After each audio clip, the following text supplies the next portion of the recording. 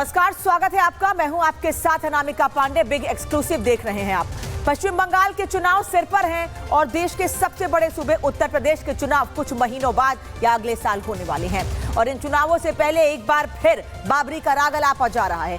TMC से निष्कासित हुमायूं कबीर बाबरी बनवाने को आतुर दिख रहे हैं तो उत्तर प्रदेश के मुख्यमंत्री योगी आदित्यनाथ साफ कह चुके हैं कि कयामत तक बाबरी नहीं बनेगी। ऐसे में बाबरी पर उत्तर प्रदेश से लेकर पश्चिम बंगाल तक घमासान मचा हुआ है। इस पर राजनीति कैसे बढ़ती जा रही है और आज हुमायूं कबीर ने क्या बड़ा ऐलान किया है, ये पूरी खबर आप तक पहुंचाएंगे। खबर दिल्ली से भी आपको बताएंगे क्योंकि दिल्ली के रोहिणी में एक और हादसा हुआ है। सीवर के मेन होल में गिरकर बिरजू की मौत हो गई है। महज 4 से 5 दिन पहले दिल्ली के जनकपुरी में गड्ढे में गिरने से कमल की मौत हुई और अब 30 साल का बिरजू लापरवाही की भेंट चढ़ गया है।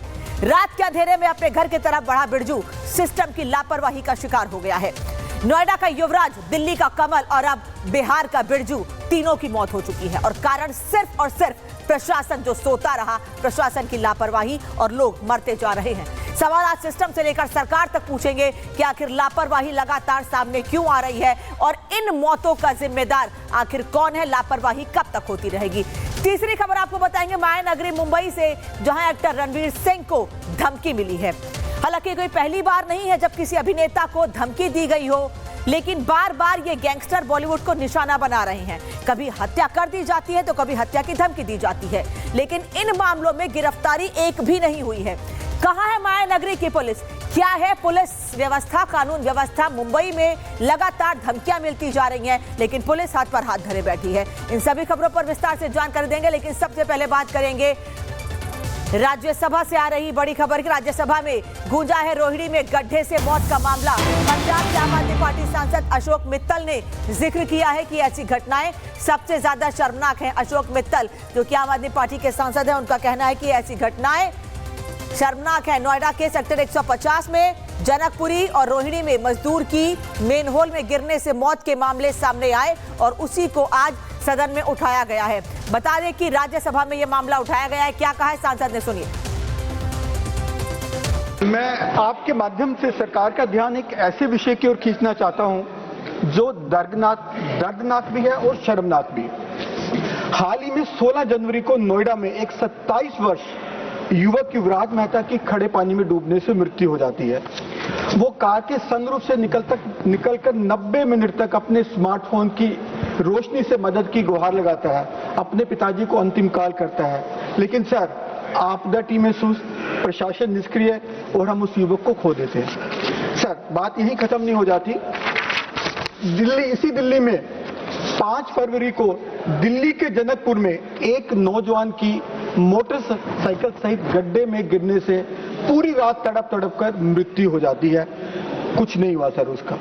सर, अभी ये शाही सूखी भी नहीं थी कि कल ही रोहिणी में बिरजू नामक एक गरीब युवक खुले पानी से भरे हुए गड्ढे में गिर जाता है और उसकी मृत्यु हो जाती है। पूरी रात वो भी तड़पता रहता है। सर, ये हमारी हालत है। राजधानी दिल्ली में क्या हुआ ये आपको बता दें। मौत के गड्ढे में गिरने से बिरजू की जान चली गई है, लेकिन गड्ढे भरने का नाम नहीं ले रहे हैं। नतीजा एक के बाद एक हादसे हो रहे हैं और मौत में इजाफा हो रहा है, लोगों की मौत होती जा रही है। सिस्टम का जानलेवा गड्ढा इस बार रोहिणी में देखने को मिला है, जहां एक खुला सीवर एक बार फिर मौत की वजह बना है। दरअसल इस मौत की वजह और लापरवाही सिर्फ और सिर्फ सिस्टम की बताई जा रही है। रोहिणी इलाके में सीवर में गिरने से युवक की मौत हो गई है। गंदे पानी में डूबने से 30 साल के युवक की मौत हुई है। हादसे के वक्त डीडीए के सीवर का ढक्कन खुला हुआ था और मृतक की चप्पल देखकर सीवर में सर्च ऑपरेशन चलाया गया। हादसे के 24 घंटे बाद मृतक बिरजू का शव मिला है। बिहार के समस्तीपुर का रहने वाला था मृतक युवक, लेकिन सवाल अब परिवार पूछ रहा है कि आखिर दिल्ली में लगातार लापरवाही सामने आ क्यों रही है। कमल का परिवार सिस्टम से सवाल पूछ रहा है और अब बिरजू का सवाल भी दिल्ली के प्रशासन से सवाल पूछ रहा है। रिपोर्ट दिखाते हैं आपको।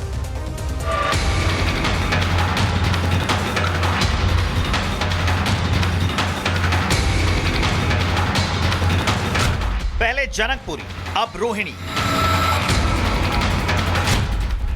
मौत का मैनहोल, व्यवस्था में झोंक।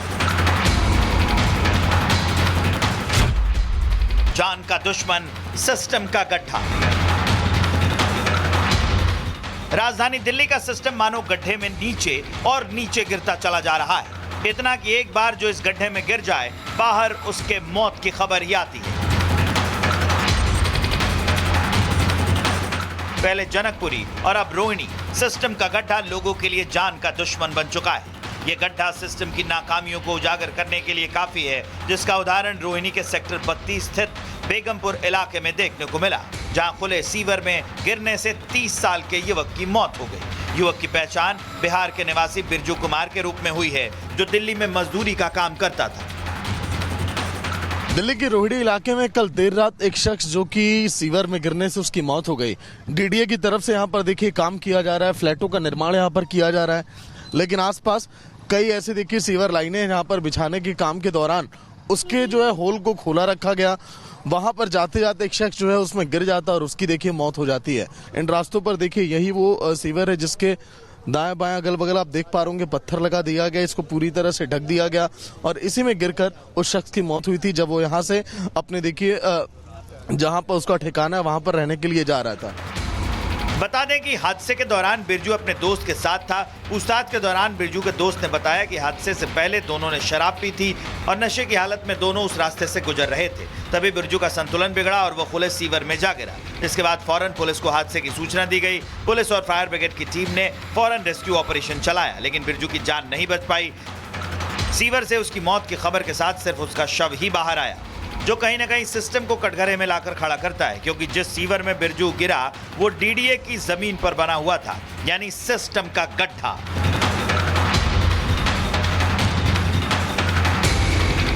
इससे पहले दिल्ली के जनकपुरी में भी कुछ इसी तरह की घटना देखने को मिली, जहां जलबोर्ड के गड्ढे में गिरकर एक शख्स की मौत हो गई थी। मामला सामने आने पर कॉन्ट्रैक्टर के खिलाफ एफआईआर दर्ज की गई, गिरफ्तारी हुई और कोर्ट से जमानत भी मिल गई। ऐसे में सवाल यह है कि आखिर गड्ढे को खुला रखने वालों के खिलाफ कार्रवाई कब होगी, इन गड्ढों को बंद करने की जिम्मेदारी किसकी है और ये हादसे कब तक यूं ही होते रहेंगे। Bureau report, Republic Bharat. और सवाल यह है कि दिल्ली में आखिर कितने लापरवाही के गड्ढे हैं। आपको बता देते हैं ग्राफिक्स के जरिए कि आखिर दिल्ली में लापरवाही कैसे लोगों की जान पर भारी पड़ रही है। जनकपुरी में जल निगम की लापरवाही के चलते सड़क पर गड्ढा हुआ और गिरने से युवक की मौत हो गई, जिसका नाम कमल है, जिसकी खबर लगातार आप तक हम पहुंचा रहे हैं। दूसरा मामला रोहिणी में सामने आया, जहां विकास प्राधिकरण की लापरवाही से सीवर का ढक्कन खुला रह गया और इससे बिरजू की डूबने से मौत हो गई। समझिए, पिछले 4 से 5 दिनों में 2 मौतें हुई हैं, लेकिन प्रशासन की ओर से न पिछली मौत पर कुछ कहा जा रहा है और न अभी जो मौत हुई है बिरजू की, उस पर भी कोई कुछ कह रहा है। सागर इस वक्त जहां पर यह हादसा हुआ है वहां से जुड़े हुए हैं। सागर, 4 से 5 दिनों में 2 मौतें हो जाती हैं, प्रशासन की लापरवाही, लेकिन प्रशासन खामोश है। देखिए, बिल्कुल अगर हम बात करें तो इसलिए आम आदमी पार्टी लगातार बीजेपी पर हमलावर है, क्योंकि जगह जगह दिल्ली में जो गड्ढे इस समय बनाए गए हैं, जहां पर देखिए कंस्ट्रक्शन का काम चल रहा है, चाहे मैं बात करूं डीडीए की तरफ से, चाहे पीडब्ल्यूडी की तरफ से, चाहे जल बोर्ड की तरफ से, हमने जो लापरवाही देखी। अब मैं देखिए उस गड्ढे की गहराई भी यहाँ पर देखिए नापी जा रही है। जो लोग यहाँ पर पहुंच रहे हैं वो भी एक बार दिखा रहे हैं। संतोष, एक बार फोकस करिए, ये देखिए, यही वो होल है जिसमें देखिए गिरकर बिरजू की मौत हुई थी और अब फिलहाल देखिए वो जो है लगभग उसकी गहराई जो है काफी कुछ यहाँ पर ज्यादा यहाँ पर दिखाई दे रही है। लेकिन अब ऐसे ही जहां जहां पर देखिए गड्ढे हैं, अब उसको कैसे देखिए यहाँ पर भरा जाए, उस प्रक्रिया को भी यहाँ पर देखिए फॉलो यहाँ पर किया जा रहा है। दिन भर लोग यहाँ पर एकत्रित हैं और अपनी आवाज देखिए लगातार इस समय उठा रहे हैं। जो एक्शन लिया जा रहा है, जिन गड्ढों को अब कहा जा रहा है दुरुस्त किया जाएगा, क्या आप लोग सहमत हैं? उम्मीद है। देखो कौन से गड्ढे है, कहाँ है ही नहीं गड्ढे। तो सीवर है 1919 फीट के आपको दिख रहे हैं, ये गड्ढे, ये इससे बड़ा और क्या गड्ढा होगा। गड्ढा अगर छोटा हो तो उसमें चल जाए, इसमें तो आदमी की मृत्यु हो रही है, अब इससे बड़ा गड्ढा क्या होगा बताओ। गड्ढे है कहाँ? देखो ये डीडीए की और निकम्मी सरकार की लापरवाही है, जो हमारा बिरजू पूर्वांचली भाई अब इस दुनिया में नहीं रहा। मैं एक ही चीज पूछूंगा, इसकी जिम्मेदारी कौन लेता है? डीडीए लेती है, सरकार लेती है? अधिकारी को अभी तक देख लो। और परवेश वर्मा जी कहते हैं कि तुरंत एक्शन होता है। परवेश वर्मा जी यहाँ पे संज्ञान लेने क्यों नहीं पहुंचे अब तक? क्योंकि यही का देख लो, रविंद्र राज जी यही का है। अभी 2 दिन पहले रेखा गुप्ता की वहाँ से प्रेस कॉन्फ्रेंस हुआ कि हमने जितने मंत्री हैं सबको लगा दिया है गड्ढे भरने में, और जहाँ भी गड्ढा होगा वहाँ सूचना देंगे, गड्ढा भरा जाएगा। और देखिए अभी कितने संवेदनशील ये सरकार है, ये निकम्मी सरकार इस दिल्ली को बर्बाद करके ही छोड़ेगा। दूसरी बात, अभी जो घटना घटी थी उसके बाद सरकार ने बोला जितने गड्ढा है हम दिल्ली में भर देंगे, लेकिन ये देखिए गड्ढा का गड्ढा है, ये 19 फीट सीवर का लाइन, इसमें ये खुला हुआ हॉल, इसमें एक बिरजू भाई का जो पूर्वांचल के थे वो इसमें गिर के। बात करते रहिए और आगे भी आपसे अपडेट लेते रहेंगे। फिलहाल धन्यवाद आपका इस जानकारी के लिए, लेकिन अब बात आपको बता देते हैं, एक और खबर जानकारी आपको दे दें, क्योंकि लगातार धमकियों के मामले सामने आ रहे हैं और इन धमकियों से डर का माहौल बना हुआ है। लॉरेंस बिश्नोई एक ऐसा नाम जो फिल्म इंडस्ट्री के लिए दहशत का पर्याय बना हुआ है। कभी फायरिंग, कभी धमकी, तो कभी पैसों की डिमांड। मानो फिल्म इंडस्ट्री में एक बार फिर अंडरवर्ल्ड की एंट्री हो चुकी है। हाल ही में फिल्म निर्माता रोहित शेट्टी को धमकी दी गई और अब superstar Ranveer Singh Lawrence gang के निशाने पर हैं। उन्हें धमकी दिए जाने का मामला सामने आया है। एक्टर रणवीर सिंह को लॉरेंस गैंग ने धमकी दी है। व्हाट्सएप पर करोड़ों की फिरौती की मांग हुई है। रणवीर सिंह से 3 से 5 करोड़ रुपए की फिरौती मांगी गई है। यहां तक कहा गया है कि फिरौती नहीं देने पर जान से मार दिया जाएगा। धमकी मिलने के बाद सुरक्षा रणवीर की बढ़ा दी गई है और आने जाने वालों पर लगातार कड़ी निगरानी रखी जा रही है। लेकिन पहले रोहित शेट्टी के घर पर फायरिंग होती है और अब कुछ दिनों के भीतर रणवीर सिंह को धमकी का मामला सामने आ रहा है। और जब ऐसे मामले सामने आते हैं तो लॉरेंस गैंग सबसे पहले आगे आकर ऐसे में गोलीबारी की या फिर धमकी की जिम्मेदारी लेता है और कहता है कि इन्होंने हमारे काम में टांग अड़ाई या फिर ये हमें पैसे नहीं दे रहे हैं, फिरौती नहीं दे रहे हैं, इनको जान से मारने की धमकी दी गई है। एक रिपोर्ट दिखाते हैं आपको।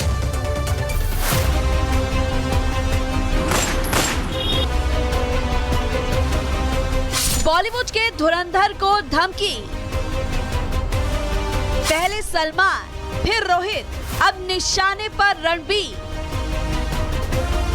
अंडरवर्ल्ड की एंट्री, दहशत में फिल्म इंडस्ट्री। सलमान खान के घर फायरिंग, रोहित शेट्टी के घर अटैक और अब रणबीर को धमकी भरा वॉइस में। मानो पूरी बॉलीवुड इन दिनों अंडरवर्ल्ड के निशाने पर है। बाजीराव मस्तानी, पद्मावत और धुरंधर जैसी हिट फिल्में दे चुके बॉलीवुड के सुपरस्टार रणबीर सिंह से रंगदारी मांगी गई। उनके व्हाट्सएप पर एक वॉइस मैसेज भेजा गया।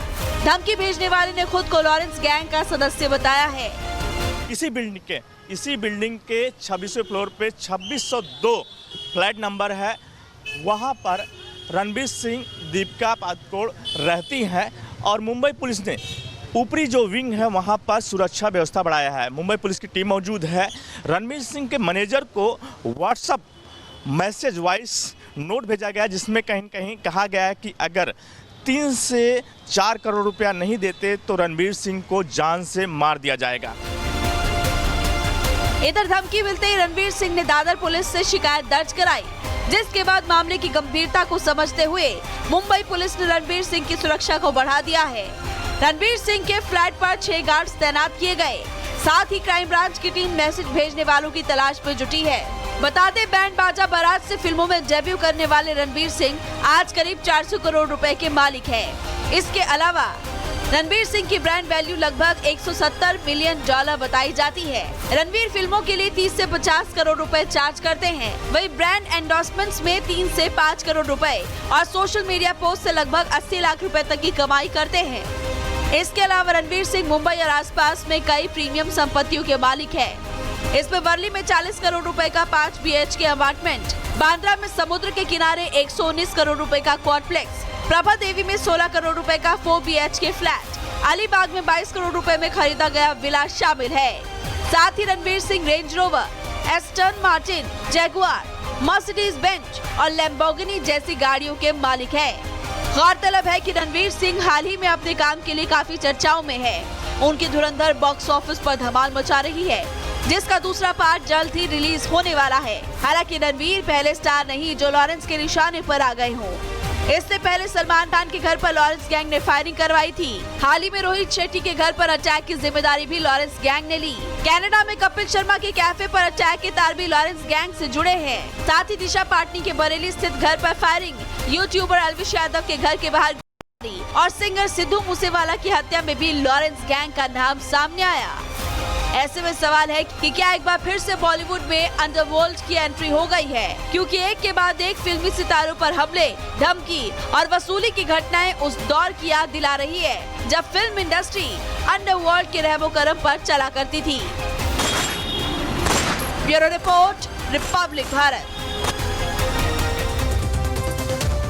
सत्यप्रकाश मुंबई से इस वक्त साथ में जुड़ रहा है। सत्यप्रकाश, लगातार बॉलीवुड के सेलिब्रिटीज को, जुड़े हुए लोगों को धमकियां दी जा रही है या फिर घर पर फायरिंग के मामले सामने आ रहे हैं और जिम्मेदारी सिर्फ एक गैंग लेता है, लेकिन इस मामले में कोई अरेस्टिंग नहीं हुई है कि कौन जिम्मेदारी ले रहा है, आखिर कौन है वो लोग जो धमकियां दे रहे हैं, कौन है वो लोग जो फायरिंग कर रहे हैं, कुछ नहीं, कोई कार्रवाई नहीं इस मामले में। अभी क्या अपडेट है? देखिए, मुंबई पुलिस लगातार कह रही है हम जांच कर रहे हैं, लेकिन जिस तरह से लॉरेंस बिश्नोई गैंग बॉलीवुड में लगातार धमकियां भेज रहा है, मैसेज भेज रहा है और लगातार कहेंगे जिस तरह से रोहित शेट्टी घर के बाहर फायरिंग हुई है, उसके बाद कहेंगे रणवीर सिंह को जो धमकी भरा व्हाट्सएप पे वॉइस नोट आया है, उसके बाद कहेंगे मुंबई पुलिस फिर से अलर्ट हुई है। इसी बिल्डिंग में जो 26वें फ्लोर है उस पे 2602 नंबर फ्लैट पे रहते हैं और पूरे विंग पर वहां पर मुंबई पुलिस ने सुरक्षा बढ़ा दिया, क्योंकि जिस तरह से लॉरेंस बिश्नोई गैंग ने ये जिम्मेदारी लिया है, जो वॉइस नोट भेजा उसमें कहा कि लॉरेंस बिश्नोई गैंग सदस्य बोल रहा हूं और आपको 3 से 5 करोड़ रुपए देना, नहीं तो जान से मार दिया जाएगा। इसके बाद मुंबई पुलिस को शिकायत की गई है। इसके बाद मुंबई पुलिस इस मामले को लेकर जांच शुरू कर दिया है। मुंबई पुलिस के क्राइम ब्रांच की टीम इस मामले को लेकर जांच कर रही है, क्योंकि जो वॉइस नोट भेजा गया है उसमें कहीं न कहीं संदेह हो रहा है कि लॉरेंस बिश्नोई गैंग का आदमी है या दूसरा कोई है। फिलहाल कहीं न कहीं मुंबई पुलिस कहना है कि इस मामले को लेकर जांच किया जा रहा है। साथ ही जिस तरह से रोहित शेट्टी मामले को लेकर जांच कर रही है मुंबई पुलिस क्राइम ब्रांच की टीम, उसमें 5 लोग को गिरफ्तार किया है। कहीं न कहीं ये बताया जा रहा है कि उसी गैंग के सदस्य हो सकते हैं। फिलहाल कहीं न कहीं मुंबई पुलिस का कहना है कि जो वॉइस नोट भेजने वाला है उसकी तलाश में मुंबई पुलिस क्राइम ब्रांच जुट गई है। जी सत्यप्रकाश, क्या ये तय है, क्या ये जिम्मेदारी ले ली गई है कि लॉरेंस गैंग ने ही धमकी दी है या फिर सिर्फ पुलिस संदेह के आधार पर करे कि गैंग की तरफ से धमकी दी गई है? देखिए, जो वॉइस नोट भेजा गया उसमें साफ तौर से कहा गया है कि 3 से 5 करोड़ रुपया दो, नहीं तो जान से मार दिया जाएगा। लॉरेंस बिश्नोई गैंग के सदस्य बोल रहा हूं। जो वॉइस नोट भेजा उसमें साफ तौर से कहा गया है उसके आधार पर, क्योंकि जिस तरह से लगातार धमकियां मिल रही है बॉलीवुड सितारों को, कहीं न कहीं उसके बाद मुंबई पुलिस को शक है कि लॉरेंस बिश्नोई गैंग का ही सदस्य है। क्योंकि एक नहीं, रोहित शेट्टी को हुआ, सलमान खान के घर के बाहर फायरिंग हुआ और एक बात सामने और आ रही है कि एक धमकी और आई है सलमान खान के बहनोई आयुष शर्मा। धन्यवाद सत्यप्रकाश आपका इस पूरी जानकारी के लिए। पुलिस कह रही है गिरफ्तारी होगी, इस मामले में कार्रवाई की जा रही है, लेकिन अभी तक पुलिस के हाथ हर मामले में खाली हैं। बढ़ते आगे, बात कानपुर की कर लेते हैं, क्योंकि कानपुर के लैम्बोर्गिनी कांड में जिसमें एक रईस डालने की लापरवाही सामने आई थी, कुछ देर में मामले पर सुनवाई होने वाली है। कानपुर में लैम्बोर्गिनी मामले में कुछ देर में सुनवाई होगी। शिवम मिश्रा को लेकर थोड़ी देर में सुनवाई होगी। बता दें आपको कि इस मामले में कितने झूठ बोले गए हैं ये वीडियो से सामने हो रहा है। बार बार शिवम मिश्रा को बचाने के लिए कहा गया कि शिवम गाड़ी नहीं चला रहा था। थोड़ी देर में इस मामले पर अब सुनवाई होगी। कार के रिलीज के साथ ही जमानत की, यानी शिवम मिश्रा की जमानत की अर्जी भी लगाई गई है। दलील कोर्ट के भीतर यह दी गई है कि शिवम मिश्रा की तबीयत ठीक नहीं है। इसके पहले भी शिवम के पिता ने यह कहा था कि शिवम की तबीयत ठीक नहीं है और ऐसे में वो समय आने पर, तबीयत ठीक होने पर पुलिस के पास जाएंगे, अपना बयान दर्ज कराएंगे। लेकिन अब थोड़ी देर में कोर्ट में सुनवाई होनी है। बता दें आपको कि कानपुर में लैम्बोर्गिनी कार, इस महंगी लग्जरी गाड़ी ने 3 लोगों को कुचला था, जो गंभीर हैं, जो घायल हैं, जिन्हें अस्पताल में भर्ती कराया गया है। उनमें से एक व्यक्ति जिसने शिकायत की थी उसको लेकर अभी कोई जानकारी नहीं मिल पाई। हालांकि पुलिस का यह कहना है कि शिकायतकर्ता लगातार पुलिस के संपर्क में है, लेकिन अब थोड़ी देर में इस मामले में सुनवाई होनी है। देखना होगा कि कोर्ट इस मामले में क्या आदेश देता है। बढ़ते हैं आगे, बात कर लेंगे बाबरी पर हो रही सियासत की। इस वक्त बाबरी के नाम पर संग्राम लगातार छिड़ा हुआ है और इसमें सबसे बड़ा हॉटस्पॉट है बंगाल का मुर्शिदाबाद, जहां आज कई डेवलपमेंट हो रहे हैं। मौलानाओं का जमावड़ा होने वाला है, बड़ी बड़ी जेसीबी मशीनें लगाई गई हैं। ये सब इसलिए क्योंकि मुर्शिदाबाद में बाबरी का निर्माण शुरू हो रहा है। हुमायूं कबीर, जिन्होंने 6 दिसंबर को मुर्शिदाबाद में बाबरी के निर्माण की नींव रखी थी। और बता दें आपको कि मुख्यमंत्री योगी आदित्यनाथ ने कल ये साफ कह दिया था कि कयामत तक भी बाबरी का निर्माण नहीं हो सकता है। वहीं दूसरी ओर कल कुछ हिंदू संगठन के लोग, उन्होंने ऐलान कर दिया था कि वो मुर्शिदाबाद का कूच करेंगे और जिस बाबरी मस्जिद को लेकर राजनीति की जा रही है उसकी नींव नहीं रखने दी जाएगी। तो ऐसे में आज बड़ा दिन है, मुर्शिदाबाद में बनेगी क्या बाबरी मस्जिद? विधायक हुमायूं कबीर निर्माण करा रहे हैं। 6 दिसंबर को औपचारिक उद्घाटन होना है। एक रिपोर्ट दिखाते हैं आपको।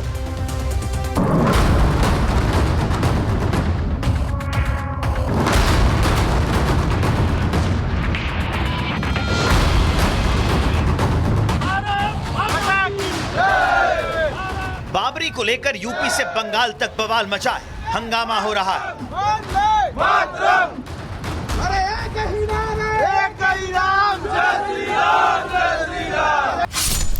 बंगाल के मुर्शिदाबाद में ईंटों का अंबार लगा है। बड़ी बड़ी जेसीबी मशीनें बुलाई गई हैं। आक्रांता बाबर के नाम पर रखी गई मस्जिद की बुनियाद को देखने दूर दूर से लोग आए। हम लोग के लिए आज का दिन बहुत बहुत बहुत बढ़िया है। आज से शुरू हो रहा है, फिर होगा इंशाल्लाह। हम लोग बाबरी मस्जिद चाहिए। इस दिन का जो आज बहुत बड़ा दिन है, जो हम लोग आ पाया है यहाँ पर। आज का दिन बहुत बढ़िया है। हम लोग कल रात को आया था। अच्छा, इधर परिसेवा भी अच्छा दिया, रहने खाना पीना सब बहुत बढ़िया के काम किया है इन लोगों ने। मैं जो अभी सुना है मस्जिद का साथ एक हेलीपैड बनेगा, एक हॉस्पिटल बनेगा, एक रहने के लिए रूम बनेगा 200। मुर्शिदाबाद में बाबरी मस्जिद के नाम पर संग्राम छड़ा है। जिस बाबरी पर देश का माहौल बिगड़ सकता है, जिस आक्रांता ने देश को लूटा, उसके नाम पर मस्जिद की नींव डाली गई और आज उसका निर्माण बंगाल में शुरू किया जा रहा है। निर्माण की तैयारी कैसी है, आप तस्वीरों को देखकर समझ सकते हैं।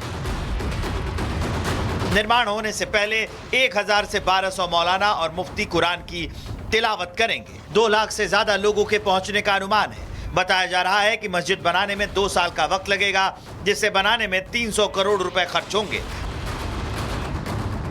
बंगाल में बाबरी के नाम पर मस्जिद बनाई जा रही है, जिस पर हंगामा होना तय है। सांप्रदायिक माहौल बिगड़ने से भी इनकार नहीं किया जा सकता। बंगाल में चुनाव से पहले बाबरी को हवा देकर हुमायूं कबीर सियासी फायदा लेने में जुटे हैं। योगी ने बाबरी बनाने वालों को 2 टूक मैसेज दे दिया। कयामत तक बाबरी का ढांचा दोबारा ना बनने की बात कही। हम आज फिर इस बात को कह रहे हैं कि कयामत के दिन तक भी कभी कयामत का दिन तो कभी आना ही नहीं है, और इसलिए बाबरी ढांचे का पुनर्निर्माण कभी होना ही नहीं है। जो कयामत के दिन आने का सपना देख रहे हैं, ऐसे ही सड़ गल जाएंगे। बंगाल में बाबरी का जिन्न फूट पड़ा। योगी की एंट्री हुई तो हुमायूं कबीर अब पलटवार कर रहे हैं। किसी को मंदिर बनाना, किसी को गिरजा बनाना, किसी को चर्च बनाना, वो अपना अपना धर्म का लोगों को हक है। तो मैं मुसलमान होने के मैं मस्जिद बनाऊंगा, वो कोई कुछ कर सकते कर लेगा। यह अयोध्या नहीं है, लखनऊ नहीं है, ये यूपी नहीं है, ये बंगाल है या मुर्शिदाबाद है। मैं यहाँ मस्जिद बना के ही छोड़ूंगा। बस कुछ ही दिनों बाद बंगाल में विधानसभा चुनाव का ऐलान हो जाएगा। बाबरी की बुनियाद बंगाल में बड़ा फैक्टर साबित हो सकती है। मुर्शिदाबाद में 67% मुस्लिम आबादी है। यहाँ 22 सीटों पर मुस्लिम मतदाता हार जीत तय करते हैं। यानी मुसलमान जिसके साथ रहेंगे, मुर्शिदाबाद की सत्ता उसके पास रहेगी। और ये बात हुमायूं कबीर भी जानते हैं। ऐसे में बाबरी की नींव इस चुनाव में बड़ा फैक्टर साबित हो सकती है। Bureau report, Republic Bharat.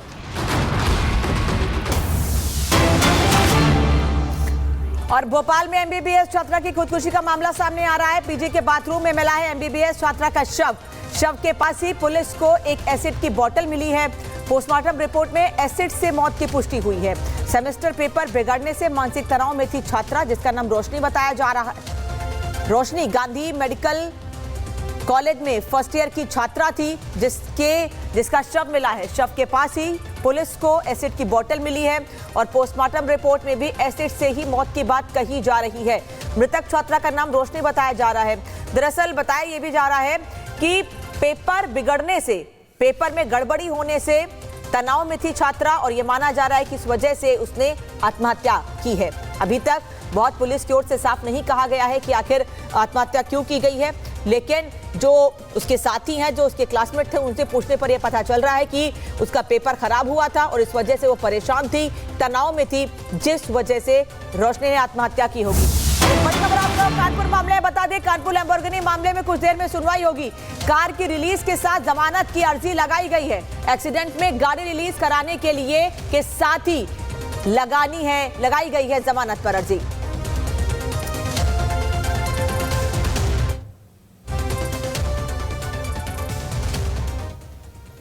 गाड़ी तुम नहीं चला रहे थे, वीडियो में देखा जा रहा है, किसके दबाव में आके स्टेटमेंट बदल रहे हो तुम, अपना नाम ले रहे हो? किसके दबाव में नहीं आए, हम अपने अपने उसमें क्या कोई पैसा लिया तुमने इस चीज़ नहीं नहीं सर, बिल्कुल नहीं तो क्यों? क्योंकि गाड़ी में वीडियो में देखा जा रहा है शिवम गाड़ी चला रहा था।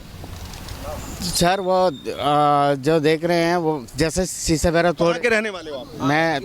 मैं तमिलनाडु को सर। तमिलनाडु के? क्या आपको इसलिए लाया गया है कि आप इस केस में उसको प्रोटेक्ट करो और अपना नाम लगाओ? नहीं नहीं सर, ऐसा कुछ नहीं है। कब से चला रहे हो उनकी गाड़ी? कब से उनकी गाड़ी चला रहे हो? मैं वकील साहब, इसको क्यों पेश किया जा रहा है? इसको क्यों पेश किया जा रहा है? गाड़ी शिवम चला रहा था, वीडियो में दिख रहा था। हाँ, शिवम चला रहे थे। गाड़ी में थे आप? शिवम चला रहा था, गाड़ी में थे, ये गाड़ी में थे, गाड़ी में थे। क्या बताया है? देखिए साफ तौर पे ये जो मोहन है वो था जिसने कन्फ्रंट किया है कि जो शिवम है गाड़ी वो नहीं बल्कि ये चला था, और कोर्ट में ये पेश होने के लिए जा रहा है। वीडियो न्यूज़ के साथ गौरव त्रिवेदी, रिपब्लिक नेटवर्क,